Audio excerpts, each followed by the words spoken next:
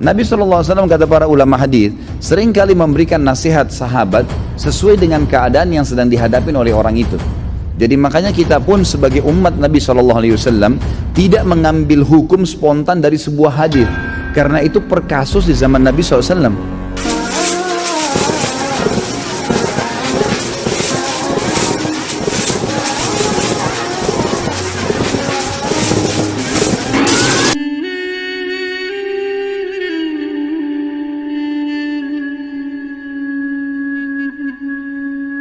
Nabi SAW dikatakan dalam hadis Bukhari oleh Aisyah radhiyallahu anha, Nabi SAW tidak pernah marah kecuali hukum Allah dilanggar. Kalau yang berhubungan dengan urusan dunia, nggak pernah beliau marah. Lebih banyak memaafkan. Sampai ada seorang sahabat datang mengatakan, ya Rasulullah, saya punya kebun nih, pegawai saya banyak, sering buat salah. Yang kurma disortir salah sortirannya, yang diturunkan tunda waktunya, mestinya harus panen sekian banyak, ditunda besok dan seterusnya, banyak masalah nih. Berapa kali kami harus maafkan pegawai kami? Apa jawaban Nabi SAW? Maafkan mereka walaupun sampai 70 kali. Bukan keluarkan, pecat.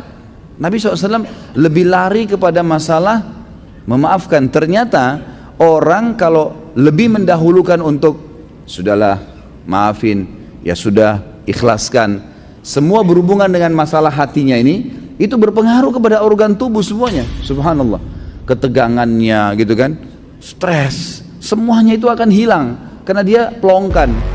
Maka kata kunci dalam hati seseorang. Makanya kata para ulama, bisikan syaitan agar seseorang terjerumus dalam dosa dimulai dalam hatinya. Selalu hati yang terbisik, bukan di kuping kita, bukan di luar, di dalam hati. Tuh lihat tuh begitu tuh coba aja, tuh nggak apa-apa. Dalam hati bisikannya. Dan kalau kita tahan juga dalam hati, maka tidak akan ada masalah. Jadi hati ini memang betul-betul raja nih, kata para ulama. Nabi SAW pernah kedatangan seorang laki-laki dalam hadis Bukhari, ya Rasulullah, wasiatkan saya. Nabi SAW tahu orang ini emosional. Kata Nabi, jangan kamu marah.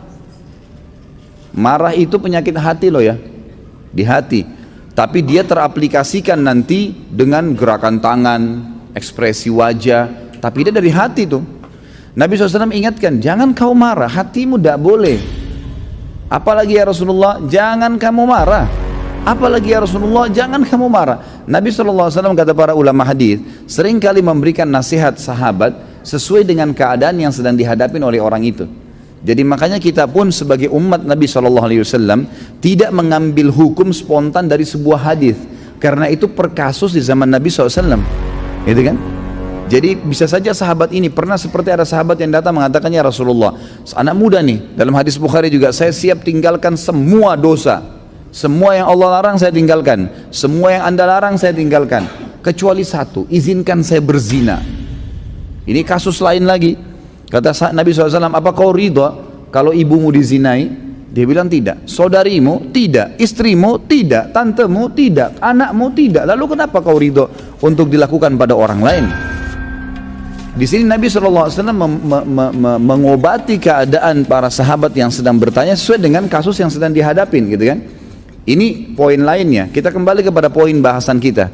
Bagaimana Nabi SAW tidak tadi sampai beruban, kecuali hanya 3 lembar di umur 63 tahun, karena luar biasa dalam pengontrolan hati beliau. Tidak mudah marah kecuali hukum Allah. Lebih banyak memaafkan, gitu kan? Dan saya sudah bilang tadi, ikhwan dan akhwat sekalian, ingat, jangan keburukan dibalas dengan keburukan. Orang fitnah, biarin dia fitnah sampai dia capek, jangan dibalas dengan fitnah. Lalu apa yang saya harus lakukan, Ustadz? Maafkan. Masa sih Ustadz? Maafkan. Enak benar dia Ustadz? Maafkan. Nggak ada kata lain, jawabannya cuma itu. Maafin. Baik. Lalu dia bagaimana? Sudah enak-enak berbuat fitnah saya, sebarin saya. Allah ada. Allah subhanahu wa ta'ala itu kita yakini sebagai orang beriman, Sami', maha mendengar, Basir, maha melihat, Alim, maha mengetahui. Nggak usah khawatir. Hukum yang telah Allah turunkan, Setiap orang yang berbuat dosa pada Allah, dia kalau tobat Allah ampuni. Tapi kalau dosa berhubungan dengan hak makhluk, manusia, maka dia harus tobat kepada Allah dan meminta maaf kepada manusia yang dia buat salah. Gunjing, fitnah, mencuri, merusak nama baik. Jadi kalau kita begitu difitnah, langsung awalnya kita maafin, udah deh saya maafin. Allah mengatakan wal'afina anin nas, hati kita steril kembali tuh. Kita mendapatkan pahala karena menjalankan perintah Allah dan Rasulnya, gitu kan? Dan dia selama dia dalam hukum Allah yang kita yakini, dia selama tidak minta maaf dengan kita, hukuman Allah tetap datang pada dia. Para ulama salaf dulu, mereka itu kalau berbicara ikhwah dan akhwat sekalian, mereka hanya mengucapkan kata-kata yang berbau nasihat, berzikir, membaca Al-Quran, atau menanyakan kabar orang lain. Berputar di 4 hal ini, nggak ada yang lain.